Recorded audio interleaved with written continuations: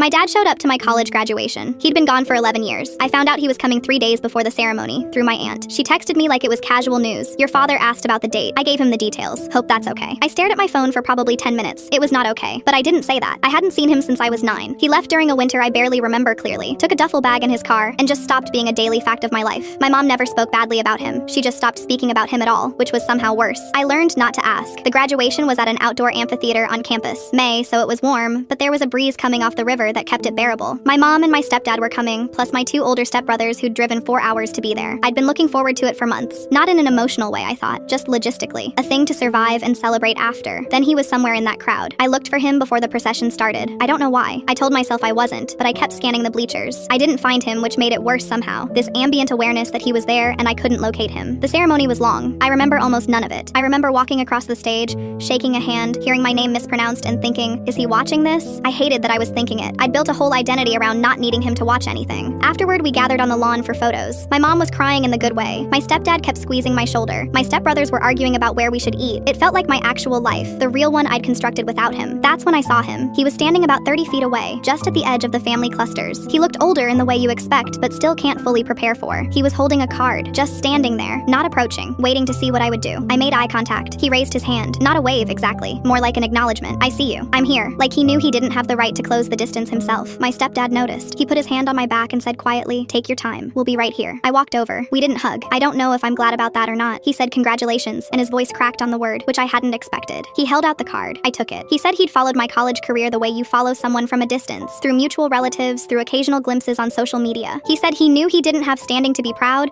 but that he was anyway, and that he was sorry for all the years that sentence didn't exist between us. I didn't say anything generous. I didn't forgive him on the lawn in front of my family. That's not what happened. What happened is I said, I have to get back. And he nodded like he'd expected exactly that, maybe deserved exactly that. But then I stopped and turned back around. I said, I got a 3.8. I'm starting a job in September. I'm okay. I don't entirely know why I told him that. Maybe because I needed him to know the absence hadn't broken anything permanently. Maybe because, despite everything, some part of me still wanted him to know I'd turned out fine. Maybe both. He nodded again. His eyes were wet. I walked back to my family. My mom didn't ask. My stepdad handed me a glass of champagne. My stepbrothers immediately resumed arguing about restaurants. Later that night, alone in my apartment, I opened the card. Inside, he'd written just one line in handwriting I didn't recognize. I never stopped. I sat with that for a long time. I'm still sitting with it. I haven't called him. I haven't decided if I will, but I kept the card.